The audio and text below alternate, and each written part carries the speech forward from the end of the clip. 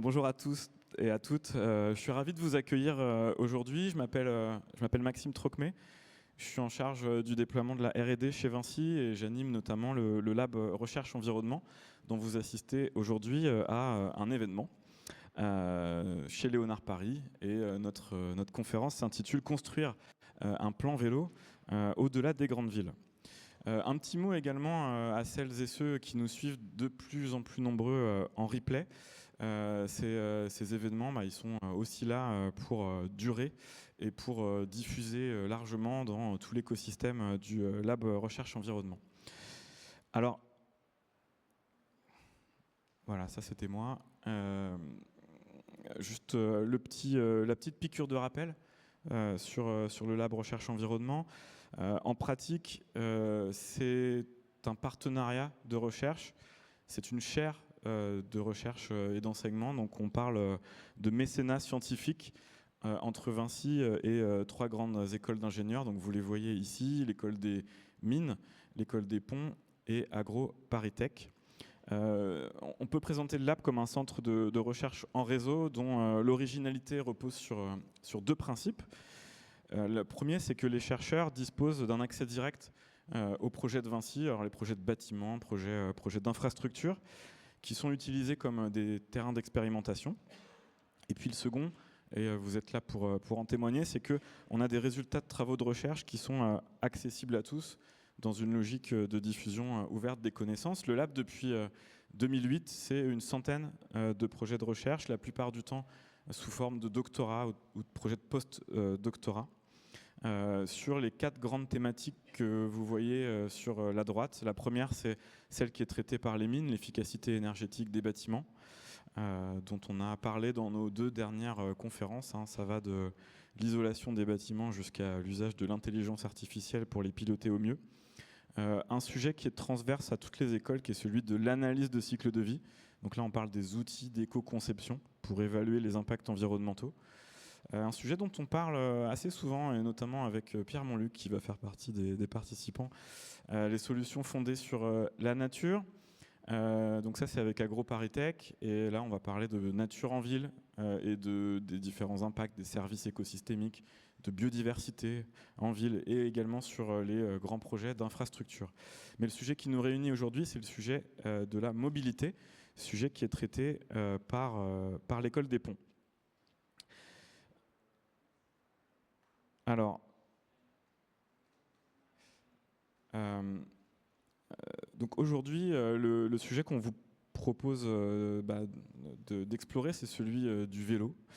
En fait, c'est un projet, je fais un petit peu la genèse là dans cette introduction, c'est un projet qui a été co-construit, comme souvent dans nos travaux de recherche dans le lab, co-construit entre l'école des ponts et les équipes routes de Vinci Construction, dans le cadre de ce que nous appelons nous, dans notre programme de recherche, le programme Recherche et Solutions. Donc c'est des projets de recherche qui sont proposés par les filiales du groupe et qui sont ensuite acceptés ou pas par les équipes de recherche dans le cadre de notre programme de recherche. Donc à l'origine, ce projet, c'est une étude portée par l'école des ponts qui a été présentée lors d'une journée d'échange, ces événements qu'on a dans le cadre du Lab Recherche Environnement. Et l'étude était consacrée au co-bénéfice du vélo en Île-de-France. Alors les résultats, ils étaient très positifs sur les co-bénéfices, mais principalement sur un sujet qui est celui de la santé. Ça va être rappelé un peu plus tard par Aurélien Bigot, qui est chercheur sur la transition énergétique des transports et qui nous fait le plaisir d'être parmi nous aujourd'hui. En revanche, les effets sur la consommation de carburant ou sur la décarbonation, ou tout ce qui est, on va dire, réduction de l'impact environnemental, ils étaient plus nuancés parce que en Île-de-France et en particulier à Paris, le report modal, il se fait souvent des transports en commun vers le vélo et pas forcément depuis la voiture. Et donc c'est en faisant ce constat qu'on a été amené à se poser la question si le potentiel était dans des zones moins denses. Et donc ça va être l'objet aujourd'hui, le périurbain, le rural, là où des usages et des contraintes sont très différentes. Et quand on s'est posé cette question, le diesel ne coûtait pas encore 2,20 € le litre, comme on le voit parfois. Je rappelle, pour ceux qui nous suivront en replay, qu'aujourd'hui on est le 12 mai 2026. Alors c'est comme ça qu'est né le projet qui a été porté par Julie Chrétien. Donc Julie, elle est chercheuse à l'École des Ponts et elle va nous partager ce matin les enjeux d'aménagement, les questions méthodologiques et puis des retours d'expérience très concrets de terrain qui vont faire l'objet à terme d'un guide pratique. Alors la présentation de Julie, elle sera faite en tandem avec Nicolas Augereau, qui est le maire de Fatine, donc une collectivité qui a fait l'objet d'expérimentation de la part de Julie, donc qui vous expliqueront tout ça. Donc, encore une fois, pour vous dire qu'on est sur des travaux de recherche qui sont très ouverts. Un autre point qui est important pour Julie, enfin là je parle sous ton contrôle, c'est un point d'étape dans les travaux. C'est pas encore finalisé, donc on sera très heureux d'avoir des échanges aujourd'hui. Donc je sais que c'est toujours la première question qui est toujours la plus compliquée à poser, mais il ne faudra pas hésiter. Au fil des présentations, on a prévu des temps pour interagir avec les différents participants. C'est vrai pour Julie, ce serait vrai pour Aurélien, vrai pour Pierre et Loïc aussi. Voilà, n'hésitez pas à poser des questions. Donc en complément à la présentation d'Aurélien et à la présentation de Julie, on aura évidemment l'honneur de recevoir à nouveau Pierre Montluc dans un événement du Lab et aussi Loïc Bernard, donc de la direction du marketing stratégique de Vinci Construction, de la division Route France, qui nous expliqueront notamment comment le sujet est appréhendé par les collectivités, en tout cas la perception qu'eux en ont. Et puis enfin, une présentation d'Axel Lambert, qui est chargé du plaidoyer infrastructure à la Fédération des usagers de la bicyclette. On trouvait aussi très important dans un événement comme celui-ci de pouvoir donner la parole aux usagers, parce qu'in fine, on fait tout ça pour eux. Donc voilà pour l'ordre du jour. Je vais appeler le premier intervenant sur scène. Donc le premier intervenant, c'est Aurélien Bigot. Je le disais, il est chercheur indépendant associé à la chaire Énergie et Prospérité. Donc Aurélien, après vous pouvez me corriger si je me trompe, mais j'ai vu ça sur votre fiche sur Internet. Aurélien contribue à la recherche et à la vulgarisation scientifique sur les enjeux de transition énergétique, des transports bien sûr. Et par exemple, dans vos sujets de vulgarisation, il y a beaucoup d'interventions que vous pouvez faire comme aujourd'hui, mais aussi des ouvrages. Par exemple, vous avez sorti un livre qui s'appelle Voiture, Fake or Not, donc un livre qui est sorti en 2023. Donc, merci beaucoup pour votre présence. Et l'idée aujourd'hui, c'est de nous dresser un panorama des enjeux qui sont liés à la transition énergétique des transports et quelle place le vélo prend dans tout ça. Donc merci beaucoup Aurélien de vous joindre à nous. Je pense que vous pouvez prendre un des deux micros là. Moi, je vais garder le micro rouge. Voilà. Merci beaucoup.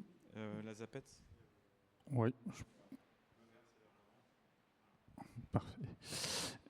Bonjour à toutes et à tous, merci pour l'invitation. Donc en effet, je vais essayer de dresser un peu un panorama ou quelques éléments de contexte assez généraux sur la transition, la place du vélo dans la transition des mobilités. Quel potentiel pour le vélo justement dans cette transition des mobilités et pour cela, je vais déjà rappeler quelques éléments d'évolution historique de nos mobilités, notamment un des éléments très structurants des dernières décennies et qui conditionne aussi pour beaucoup la réflexion qu'on peut avoir sur le potentiel du vélo, mais c'est notamment un contexte d'augmentation, même d'explosion des distances parcourues dans la mobilité sur les dernières décennies, en particulier à partir des années 1950 avec la diffusion de l'automobile dans la mobilité qui a entraîné finalement à la fois des modes de vie, un aménagement du territoire de plus en plus structuré autour de la voiture avec des distances importantes qui vont avec. Et donc on a eu, malgré finalement un nombre de déplacements, des temps de transport qui sont restés relativement stables, une multiplication en ordre de grandeur par 10 à 12 des distances parcourues en moyenne par jour et par personne par les Français, donc pour atteindre une cinquantaine de kilomètres en ordre de grandeur en moyenne si on combine les déplacements de courte distance et de longue distance. Et cette augmentation des distances parcourues, elle s'est faite pour l'essentiel, on le voit sur ce graphique dans la partie orange, via la voiture. Et si on regarde non pas une répartition finalement de cette augmentation des distances par mode de transport, mais par énergie de propulsion, quelles énergies finalement propulsent nos mobilités ou les distances parcourues, et bien ce qu'on voit sur ce graphique désormais, c'est que ce sont essentiellement les couleurs qui ressortent, disons en rougeâtre, en marron, qui représentent l'essentiel des distances parcourues, et c'est ici essentiellement du coup le pétrole qui propulse nos mobilités essentiellement, alors que sur le 19e siècle par exemple, c'était essentiellement des mobilités actives, des mobilités, on pourrait dire, à propulsion humaine en quelque sorte, donc essentiellement la marche, puis le vélo sur la fin du siècle ou sur le début du XXe siècle aussi, où il avait une part dans les mobilités qui était plus importante qu'aujourd'hui. Et donc on est sur une situation aujourd'hui où notre mobilité est largement dominée par la voiture au pétrole. Et bien évidemment, l'augmentation de ces distances parcourues, en particulier avec une propulsion au pétrole, et bien ça a en particulier comme conséquence d'avoir une augmentation très forte des émissions de gaz à effet de serre. Quand on brûle du pétrole, ça nous donne des émissions de CO2 et on retrouve cette forte croissance qu'on voyait tout à l'heure dans les kilomètres parcourus. On la retrouve aussi sur les émissions de gaz à effet de serre. Ici, c'est sur l'ensemble des transports intérieurs à la France, donc à la fois voyageurs qui représentent les 2/3 en gros, et puis marchandises aussi, 1/3 des émissions liées au transport. Et puis depuis le début des années 2000, on est sur une tendance qu'on pourrait dire un peu plus favorable. En moyenne, on est plutôt sur soit de la stabilité ou une baisse des émissions de gaz à effet de serre, même si c'est fluctuant un peu selon les années. Mais ce qu'on voit quand on se compare à d'autres secteurs ou quand on compare cette trajectoire avec les objectifs qu'on s'est successivement fixés en termes de baisse des émissions de gaz à effet de serre, c'est qu'on est en retard assez fort par rapport aux objectifs qu'on a pu se fixer par le passé. Donc ça, c'est ce qui était fixé par la première stratégie nationale bas carbone, donc la SNBC, qui avait été validée en 2015. On voit qu'à part sur l'année Covid de 2020, on est assez, voire très largement au-dessus de ce qui était fixé. Donc les objectifs ont été revus, repoussés un petit peu pour être mis en cohérence avec ce retard. Donc en 2020, on voit que malgré tout, on est toujours au-dessus de cet objectif, et d'autant que désormais, pour la stratégie nationale bas carbone qui est toujours en cours de révision, pas encore publiée dans sa version définitive, on a un objectif à l'horizon 2030 qui est même encore plus ambitieux que l'objectif fixé en 2020. Donc on voit à quel point il y a une rupture qui est engagée en termes de baisse des émissions de gaz à effet de serre dans les toutes prochaines années pour réussir à atteindre nos objectifs climatiques.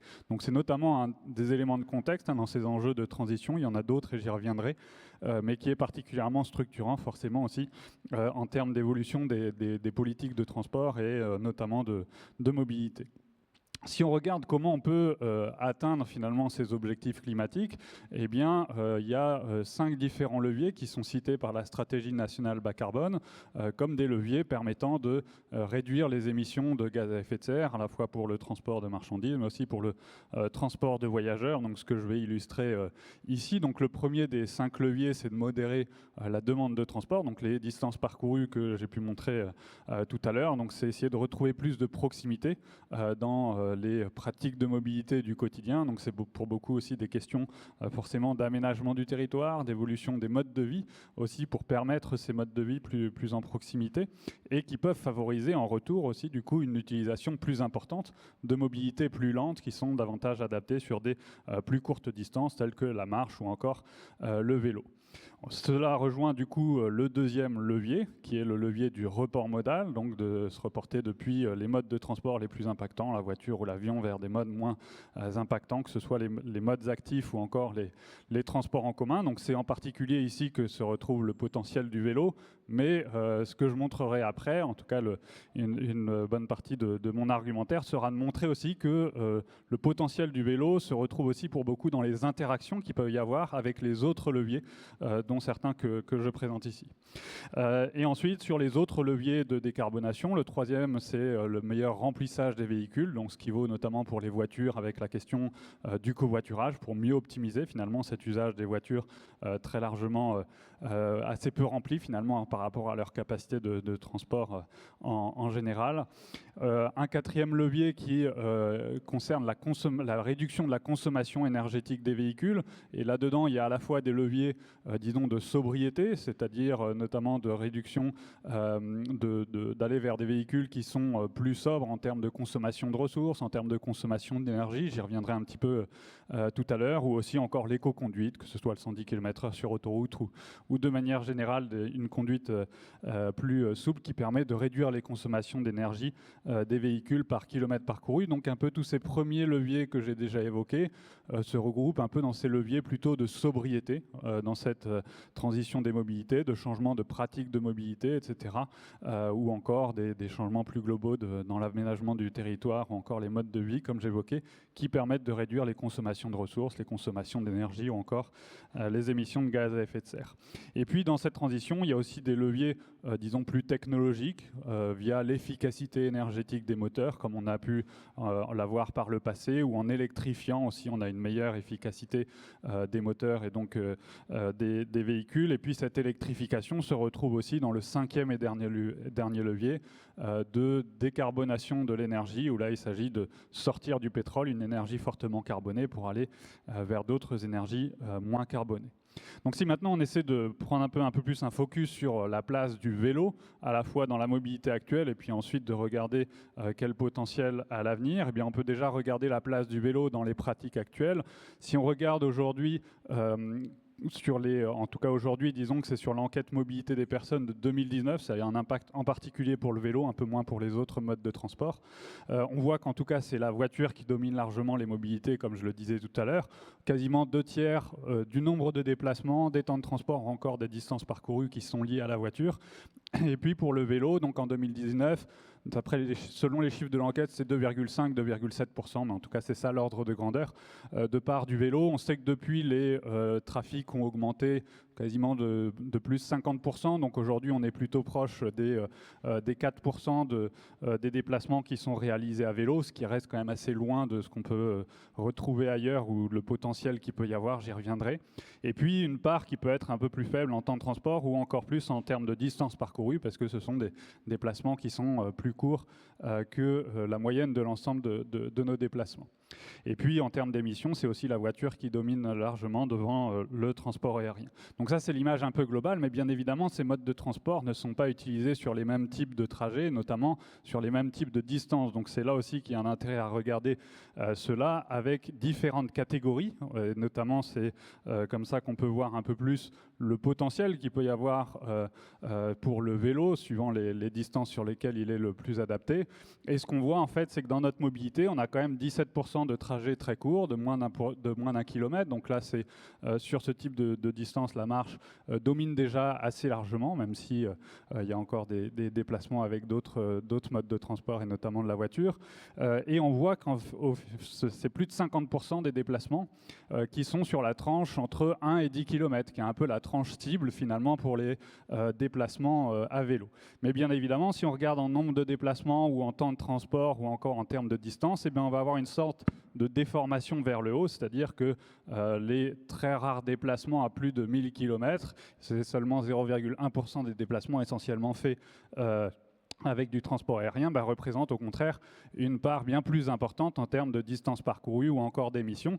Et finalement, à l'opposé, la tranche de 1 à 10 km va représenter une part un peu plus faible en termes de temps de transport, ou encore en termes de distance ou d'émissions. Donc c'est là qu'on peut un peu plus regarder aussi le potentiel du vélo. On voit qu'il est plus important quand on raisonne en pourcentage de trajets, de déplacements qui pourraient être remplacés, même si tous les déplacements de 1 à 10 km ne pourraient pas passer sur le vélo. En tout cas, ça donne une idée, un ordre de grandeur du nombre de déplacements qu'il y a aujourd'hui sur ce type de distance-là, et puis disons une part un peu plus faible si on raisonne cette fois-ci en distance ou en émissions de gaz à effet de serre. Donc c'est là aussi où il faut regarder ce potentiel, non pas que sur ce critère-là, mais aussi en interaction, comme je l'évoquerai tout à l'heure, avec les autres leviers que j'ai évoqués. Si maintenant on se projette, on regarde un petit peu quel est le potentiel pour le vélo, notamment si on compare la France avec les Pays-Bas. Donc en lien avec la dernière enquête de mobilité, j'évoquais 2,5-2,7% des déplacements. Donc aujourd'hui, on est un peu au-dessus.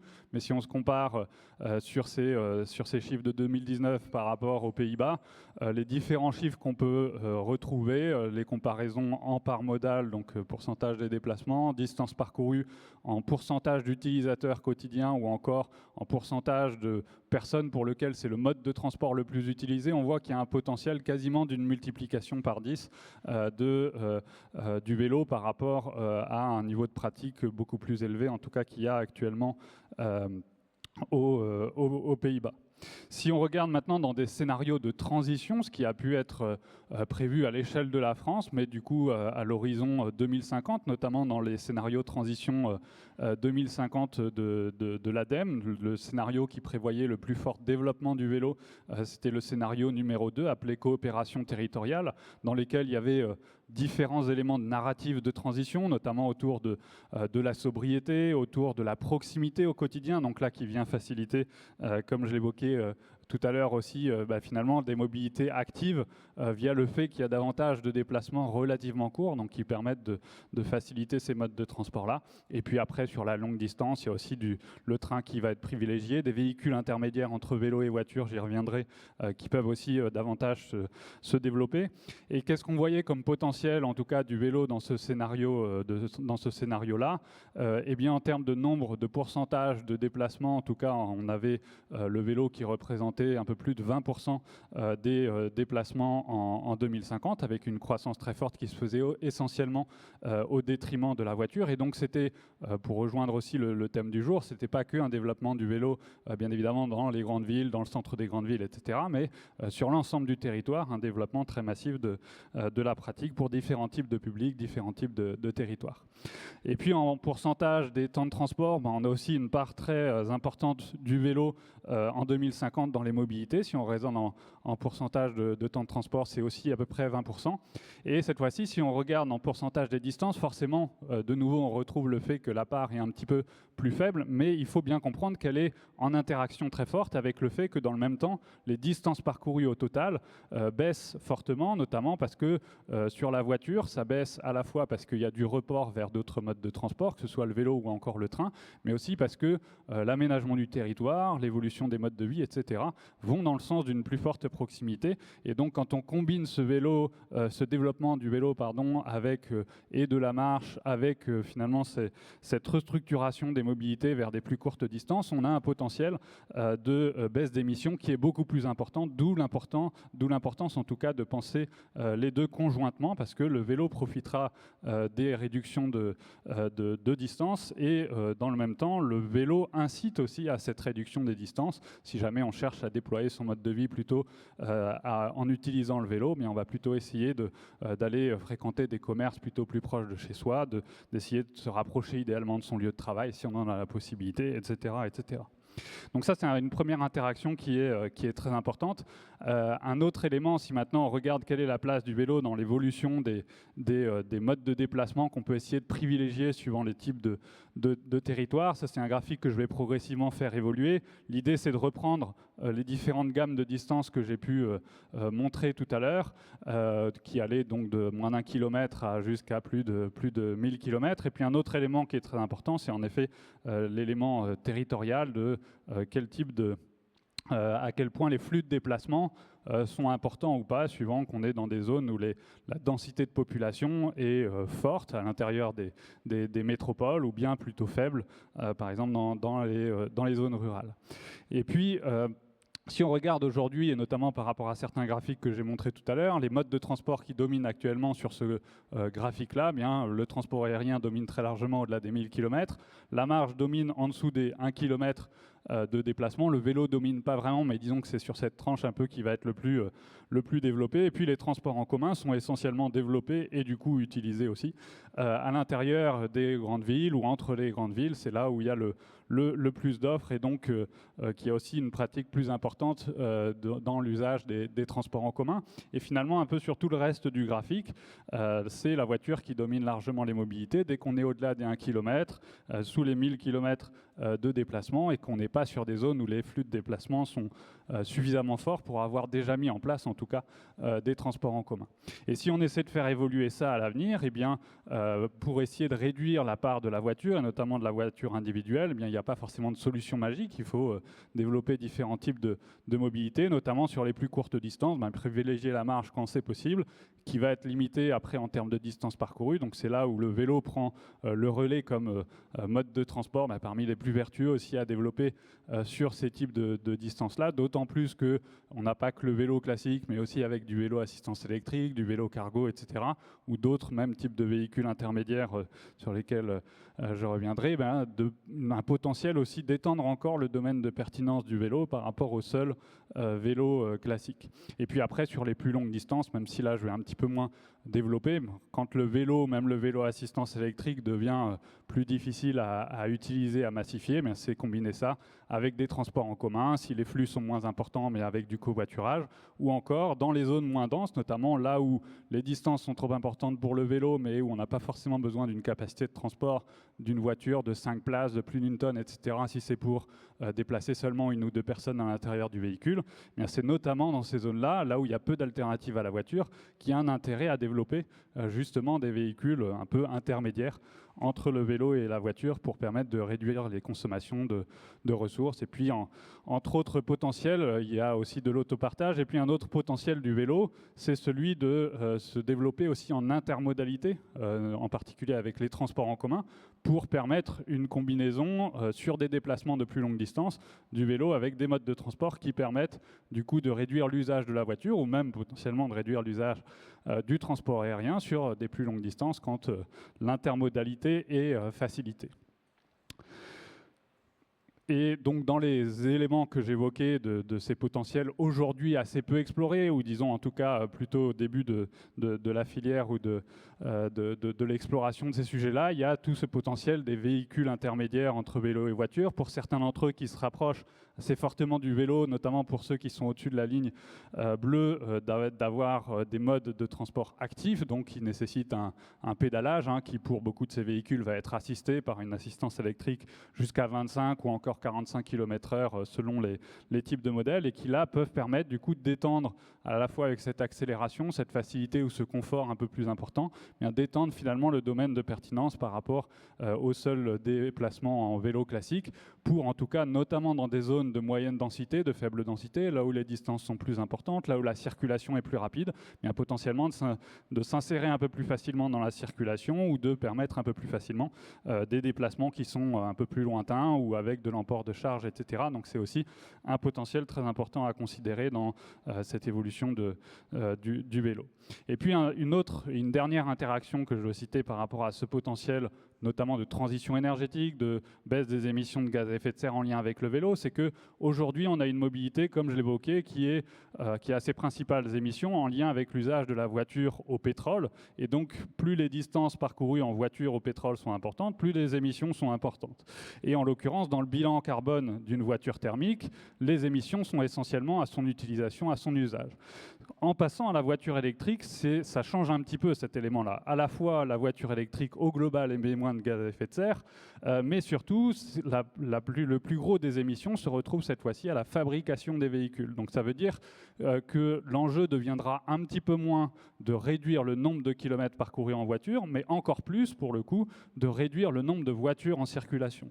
Et donc là, il faut aussi penser le développement du vélo, non pas en remplacement d'un certain nombre de kilomètres parcourus en voiture, où j'évoquais certains chiffres en termes de potentiel de ce point de vue-là, mais pour beaucoup aussi en termes de démotorisation des ménages qui pourraient passer de 2 à 1 voiture ou d'une voiture à 0 voiture. Et là, ça peut permettre de construire en moins, des voitures électriques en moins, et donc d'économiser un certain potentiel, d'économiser des émissions de gaz à effet de serre et économiser aussi des ressources en métaux ou encore en énergie pour la fabrication de ces véhicules. Et puis enfin, je vais être un petit peu rapide parce que je vois que sinon je vais trop dépasser le temps imparti.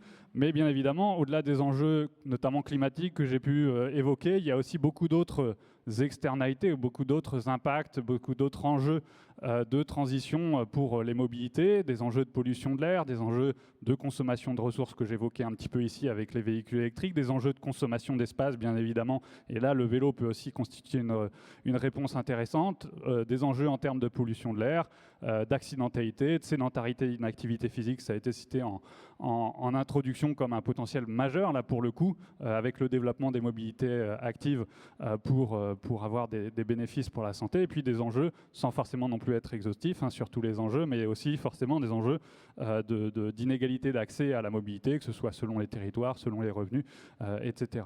Et quand on fait, alors de manière un petit peu brute, un tableau qui essaie de recenser entre les différents leviers que je vous ai évoqués, donc qui sont situés en haut, les 5 différents leviers qui sont un petit peu détaillés, et puis les différentes externalités ou les différents impacts, les enjeux de transition, et qu'on essaie de croiser à quel point les leviers viennent répondre ou pas aux différents enjeux de transition. Et bien pour illustrer ça, je vous mets 2 éléments qui sont un peu plus mis en évidence. Si on passe de la voiture thermique à la voiture électrique, donc le levier technologique, le meilleur levier technologique qu'on ait à disposition, le moins mauvais, selon comment on voit les choses, et bien avec l'électrique, on y gagne, je l'évoquais tout à l'heure sur le climat, on y gagne aussi sur la pollution de l'air, sur la pollution sonore. Par contre, il y a d'autres enjeux sur lesquels ça ne vient pas vraiment répondre aux problématiques de transition qu'on a en termes de consommation d'espace, de sédentarité, d'inactivité physique ou encore d'accidentalité. Et quand on regarde par contre les mobilités actives, en particulier ici le vélo qui est mis en évidence, on voit que ça vient cocher beaucoup plus de cases de cette transition, dans le sens où à la fois le vélo est un mode de transport peu émetteur de gaz à effet de serre, mais aussi particulièrement économe en termes de consommation d'espace, de consommation de ressources, de consommation d'énergie, avec une pollution de l'air, une pollution sonore à l'usage qui sont quasiment négligeables, des bénéfices aussi sur les enjeux d'inégalité d'accès à la mobilité, via le fait que c'est une mobilité relativement peu coûteuse, des enjeux de santé particulièrement forts aussi, en lien avec l'activité physique. Et donc pour relayer une analyse qui a été faite, notamment en lien avec les scénarios de transition de l'ADEME, transition 2050 que j'évoquais tout à l'heure, donc avec les 4 scénarios que j'évoquais, dans le scénario numéro 2, qui a le plus fort développement du vélo à l'horizon 2050, on voit que dès 2035, ce sont quasiment 20 000 décès qui peuvent être évités par an en lien avec un fort développement du vélo, et ça représente quasiment 3 mois d'espérance de vie au niveau de la population dans son ensemble, via ce développement des mobilités actives, essentiellement du vélo en l'occurrence sur ces gains-là. Donc on voit que c'est très loin d'être négligeable. Et puis, enfin, pour les principaux enseignements, et après je m'arrête là, sur la place du vélo, en tout cas pour revenir un peu sur ce que j'ai pu évoquer, une pratique qui reste assez faible aujourd'hui, en tout cas par rapport au potentiel qu'elle peut avoir. Donc aujourd'hui, quasiment de l'ordre de 4% des déplacements, un potentiel de multiplication par 5 à 10 selon la référence qu'on prend et suivant jusqu'où on considère qu'on peut aller. Un potentiel à combiner pour beaucoup avec d'autres leviers. J'évoquais la modération des distances, les véhicules intermédiaires entre le vélo et la voiture qui permettent d'aller chercher du coup des déplacements sur des distances un peu plus importantes, de la même manière que l'intermodalité avec les transports en commun. Et puis aussi globalement essayer de démotoriser les ménages permet aussi de réduire les émissions, les impacts à la production des véhicules. Et puis enfin, bien évidemment, le vélo, c'est un mode, comme je viens de l'évoquer, avec de forts co-bénéfices, au-delà des enjeux de transition énergétique aussi, notamment sur la santé, pour avoir des bénéfices sur différentes dimensions de cette transition des mobilités. Merci pour votre attention, et maintenant à vous la parole.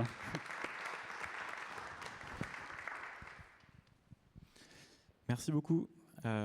Est-ce qu'il y a des questions? La règle, c'est quand on pose la question, on se présente juste avant. Bonjour, Jérôme Rouge, président de la Fabrique de la Logistique.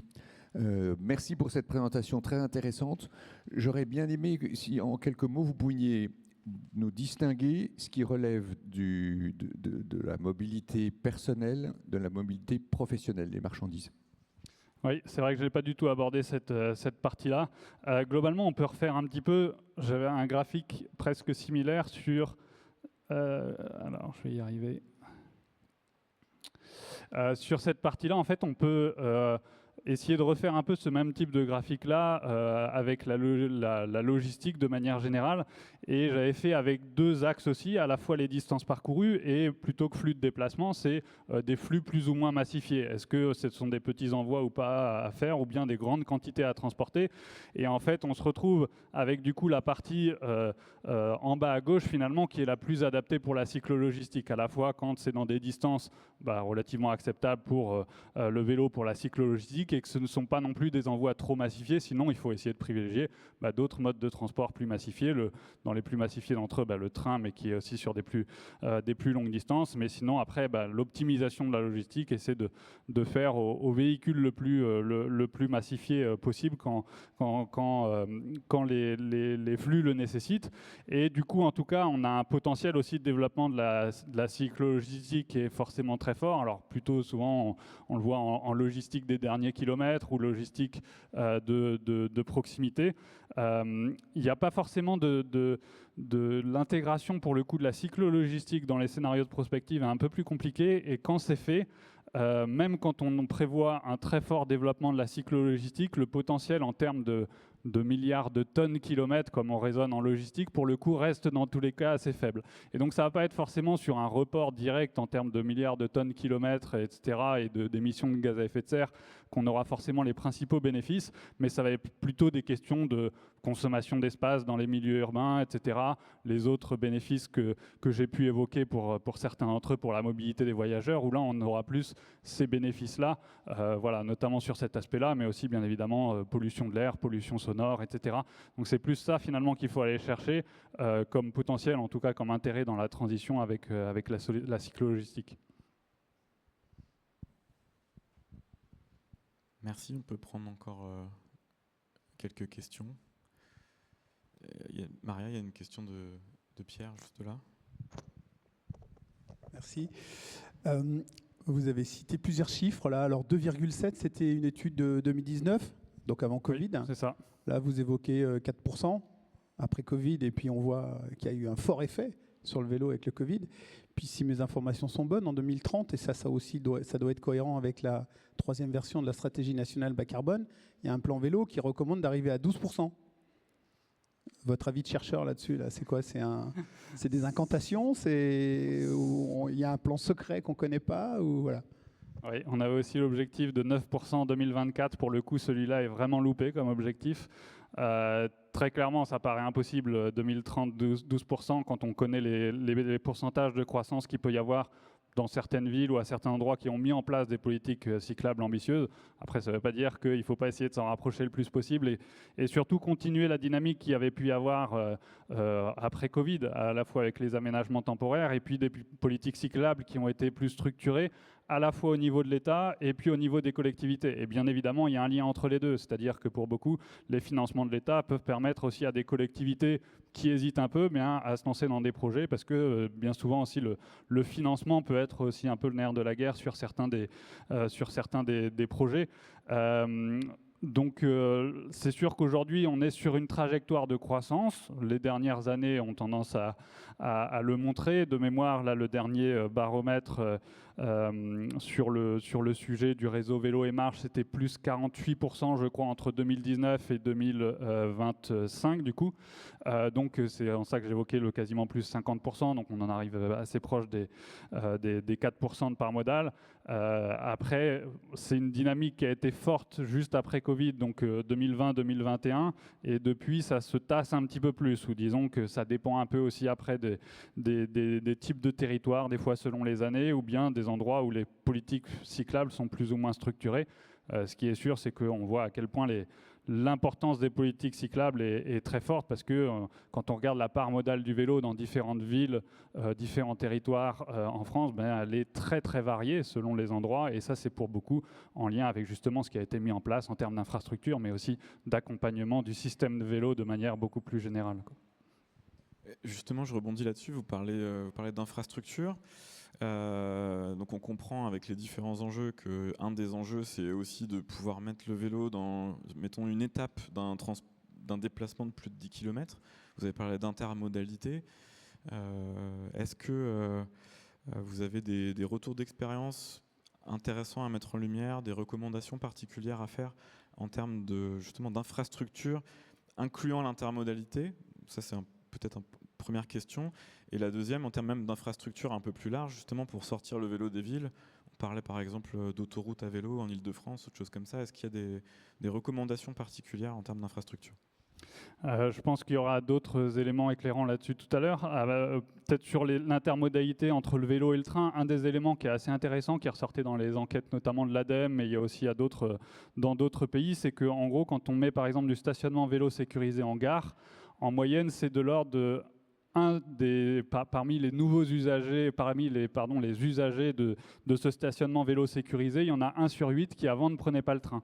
C'est-à-dire qu'ils vont être en report modal, pour le coup, le plus souvent depuis la voiture, au lieu de faire un trajet entier en voiture, bien combine désormais vélo plus train. Donc c'est là où il y a vraiment un potentiel de report modal vers les transports en commun en facilitant le vélo. Et donc là, à la fois, c'est du stationnement sécurisé en gare, différents types de stationnement. Il peut y avoir aussi du sécurisé, du non sécurisé, parce que ça répond à différents types de besoins.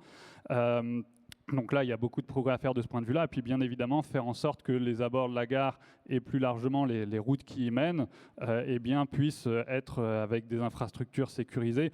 On sait que quand on compare le périmètre atteignable pour une gare avec 10 minutes à pied ou bien 10 minutes à vélo, bien le fait d'avoir une vitesse plus élevée, ça augmente considérablement la surface qui est prise en compte finalement, ou la population du coup qui peut se rendre avec un temps de transport relativement acceptable entre guillemets pour rejoindre la gare avec un mode décarboné et peu coûteux.